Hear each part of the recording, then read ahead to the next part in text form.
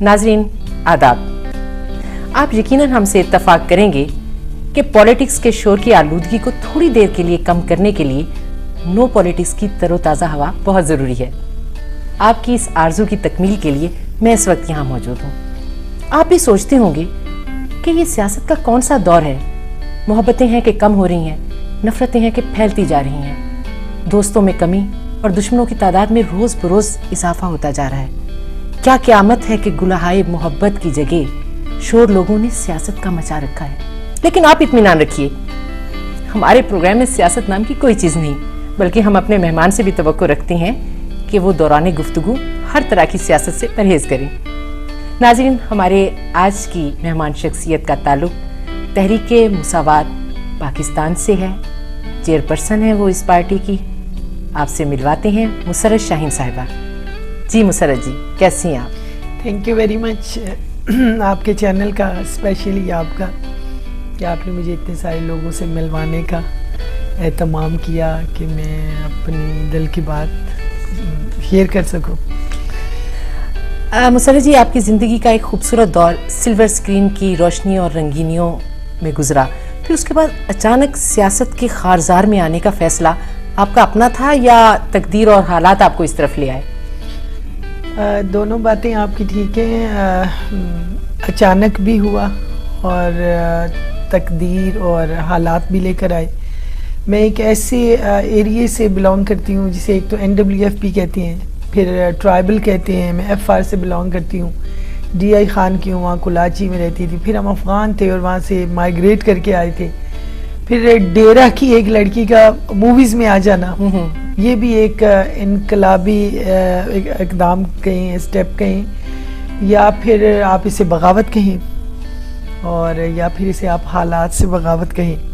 تو موویز میں آ گئی. یہ بھی ایک وہ بات سیاست میں آنے سے بھی زیادہ عجیب و غریب کہلاتی ہے. سوری, میں آپ سے یہ پوچھنا چاہوں گی کہ مووی میں آنے کا جو تھا یہ خیال, یہ آپ کے دل میں کیسے پیدا ہو گیا؟ میں تو بس اتنا کہنا چاہوں گی کہ جیسے قرآن پاک میں ایک بہت واضح لفظوں میں لکھا ہوا ہے کہ انسان کا جہاں رزق لکھا ہوتا ہے وہ انسان کو وہیں پہ لے جاتا ہے. مطلب جس طرح کہ آپ کہہ رہی ہیں نا, ماحول تھا آپ کے گھر کا, اور پیچھے سے شوق بالکل نہیں تھا. موویز میں کام کرنے کا ایک شوق ہوتا ہے کہ جیسے بچپن سے ایک بندہ کوئی آرٹسٹ بننا چاہ رہا ہے, کوئی ڈاکٹر بننا چاہ رہا ہے. تو آرٹسٹ بننے کا تو میں نے کبھی سوچا بھی نہیں تھا کہ میں کبھی آرٹسٹ بنوں گی. جیسے پولیٹکس میں بھی میں نے کبھی سوچا نہیں تھا کہ میں سیاست میں آؤں گی. اچھا, جو موویز میں نے کام کیا وہ سمجھ لیں کہ ایز اے جاب میرے پہ کچھ ذمہ داریاں ایسی آ گئی تھیں. اچھا, پھر میں ایک ایسے ایریے کی رہنے والی تھی جہاں پہ میں نے 2 جگہ پہ میری جاب ہوئی. میں فیملی پلاننگ ورکر تھی, پھر میں مڈ وائف تھی. تو وہاں ان میرڈ لڑکی کو اور خاتون کو اس دور میں, یہ میں 1974 کی بات کر رہی ہوں, تب ہمارے ہاں زیادہ کرسچنی نرس وغیرہ یا یہ ہوا کرتی تھی, اور اسپیشلی ہمارے یہاں جو ٹیچر ہوا کرتی تھی, یہ لیڈیز جو بھی ورکنگ وومن ہوتی تھی وہ امپورٹ کی جاتی تھی. اچھا, تو وہاں پہ وہ سمجھتے تھے کہ عورت کا کام کرنا, کوئی نوکری کرنا, کوئی جاب کرنا, پڑھنا گناہ ہے. اور وہ ایک میرے ساتھ بہت میری گڈ لک ہوئی کہ میرے فادر آرمی میں تھے اور بہت براڈ مائنڈیڈ تھے, اور بچپن سے میں بیٹا تھی ان کا. اچھا, اور مجھے انہوں نے کنٹونمنٹ میں کو ایجوکیشن میں مجھے داخل کرایا. وہاں سے اگر چچا مجھے نکلوا کے لے آتے تھے, وہ پھر وہاں کروانا پھرنے کا. اور پھر میرے فادر نے جب میرے پہلی دفعہ بال کٹوائے تو مجھے وہ لڑکا ٹائپ کی میں ہوتی تھی بچپن میں, بالکل لڑکوں کی طرح سے باتیں کرنا, لڑکوں کی طرح سے گیمز کھیلنا.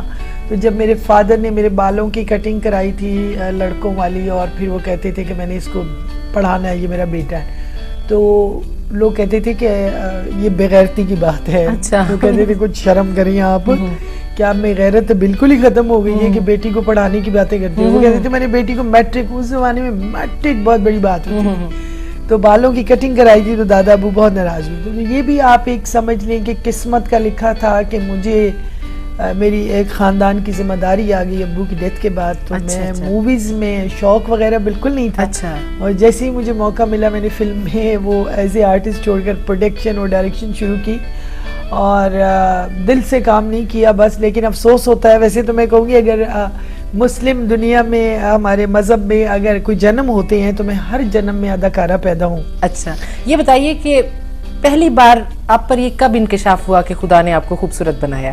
ہاں یہ تو آپ خوبصورت بندے اگر کہیں کہ آپ خوبصورت ہیں تو پھر شک ہونے لگتا ہے کہ ہاں ہم خوبصورت ہیں. جتنا اندازہ خوبصورت بندے کو اپنے حسن کا ہوتا ہے کسی اور کو نہیں ہو سکتا. آج تو قندیل کے سامنے خوبصورت لڑکی کے سامنے بیٹھ کر خوبصورت ہوں بھی صحیح تو آج تو بالکل نہیں لگ رہا. نہیں. دیکھیے قندیل جی آپ تو ہماری چھوٹی بہنوں کی طرح بھی ہماری جونیئرز ہی ہیں اور اب تو وہ خوبصورتی والی باتیں تو ختم ہو گئی ہیں. اب تو ہم سیلیبریٹی کہہ لیں, پرسنالٹیز کہہ لیں. اب تو NWFP میں مجھے سب لوگ امی جان, مما جان, باجی جان, پھپھو جان, چچی جان. میں آپ کو ماضی میں کچھ دیر کے لیے لے گئی تھی. میں تب کی بات کر رہی ہوں کہ اس وقت کب انکشاف ہوا آپ پر کہ میں حسین ہوں. کاش مجھے پتا چلتا کہ میں حسین ہوں. دیکھیں اگر آج تک میں آپ کو یہ بالکل آپ نے بڑی اچھی بات چھیڑی. ایک ہمارے فلم انڈسٹری کے ڈائریکٹر حسن اصغری صاحب ابھی پچھلے دنوں بھی وہ ملے تھے تو یہی بات دوبارہ ریپیٹ بھی ہم نے کی.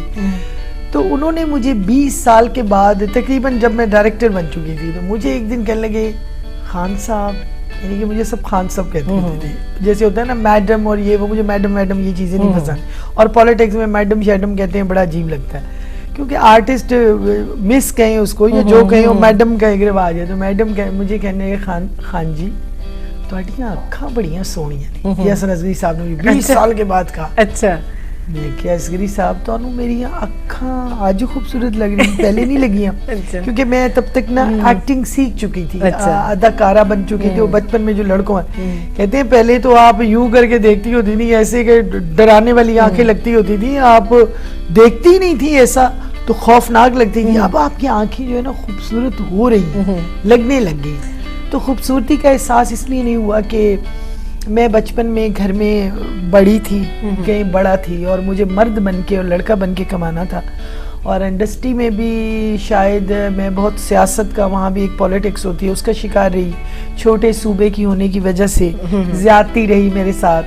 اور پھر میں اپنے آپ کو ڈیفینڈ بھی خود کرتی تھی. میرا کوئی چاچا, ماما, ماسی, تایا, مامیاں, پھوپھیاں وہ ہیروئنوں کے ساتھ ہوتی ہیں نا, کیا ہے میرا ماما ہے, میرا چاچا ہے, مما نے پرس پکڑا ہوا ہے, 2 بھائی ڈرائیور ہیں, کچھ سیکٹری ہیں بھائی, اس طرح کا میرا نہیں تھا. تو خوبصورتی کا احساس نہیں ہوا. ہمیشہ مجھے یہ احساس ہوا ہے کہ میں بہت بولڈ ہوں اور بہت بہادر ہوں, جسے فلم انڈسٹری میں لوگ کہتے تھے بڑی منہ پھٹ ہے. نہیں تو آپ نے بڑا بورڈلی فلموں میں کام کیا تو اس وقت ڈر نہیں لگا کہ جس خاندان سے آپ بلونگ کرتی ہیں وہاں تو ایک طوفان آ جائے گا؟ ایکچولی ڈی آئی خان میں اتنی میرے ساتھ جو احساس محرومی مجھ میں تھا اور جس چیز کی وجہ سے میں ڈیرہ سے سمجھ لیں نکالی گئی ایک قسم کی, نکل گئی. لیکن آج مجھے بڑا فخر ہے, ہمارے ڈیرہ کے ایک بہت بڑے شاعر ہیں, ان کا نام ہے عبدالغفار. انہوں نے 600 کے قریب بکس لکھی ہیں. تو غفار خان صاحب نے مجھے پچھلے دنوں کہا کہ بیٹا تمہیں بالکل وہ نہیں ہونا چاہیے, ہم سے بہت سینئر ہیں. کہنے لگے کہ تم ہمیشہ کہتی ہو کہ نہیں میں نے ڈیرہ کی بیٹی ہوں, میں نے فلموں میں آ کے اپنے ڈیرہ کا نام بدنام کیا اور میں نے اپنے خاندان کا نام بدنام کیا. کہتے نہیں ہمیں تم پہ فخر ہے کہ تم ڈیرہ کی بیٹی ہو, تم نے جو پالیٹکس میں آ کے سٹیپ لیا, جب فلموں میں کام کیا, میں تم پہ فخر ہے. تو مجھے یقین آیا کیونکہ شاعر اور ادیب ایک ایسی کریم آف نیشن ہوتے ہیں کہ وہ اگر مجھے یہ یقین ہے کہ وہ اگر جو بات کہہ دیں اس میں کیونکہ سچے لوگ ہوتے ہیں, سچے اور کریں. تو یہ ہوا کہ زیادتیاں اتنی ہوئی ڈیرہ سے. جب میں یہاں تک پہنچی تھی تو یوں سمجھ لیں کہ ڈیرہ میں نے سوچا تھا کہ شاید کبھی زندگی میں دوبارہ ڈیرہ نہیں جاؤں گی. اور پھر جب میں وہ فلم میں کام کر رہی تھی اس میں وہ گیٹ اپ وغیرہ اتنے بنا دیے تھے, میں نے کہا وہاں تو مجھے کوئی پہچانے گا نہیں. لیکن پالیٹکس میں میں آئی تو میری ایک زندگی کی سب سے بڑی خواہش پوری ہوئی. لوگ تو کہتے تھے نا اسے پتہ نہیں ایجنسیاں لائی ہیں, کون سی ایجنسیاں کا کیا, اس طرح کے لوگ باتیں کرتے تھے. ایکچولی میری وہ دعا جو ہے نا کہ میں اپنے ڈیرہ کے لوگوں کو ملوں, کیونکہ میرے ڈیرہ میں قبریں جو ہے نا وہی میری ایسٹس ہیں. تو جب مووی میں کام کیا نا تو ڈر تو میں ایک دفعہ گئی تھی, میں نے کہا وہ میرے تو ٹکڑے کر دیں گے, مجھے تو مار دیں گے.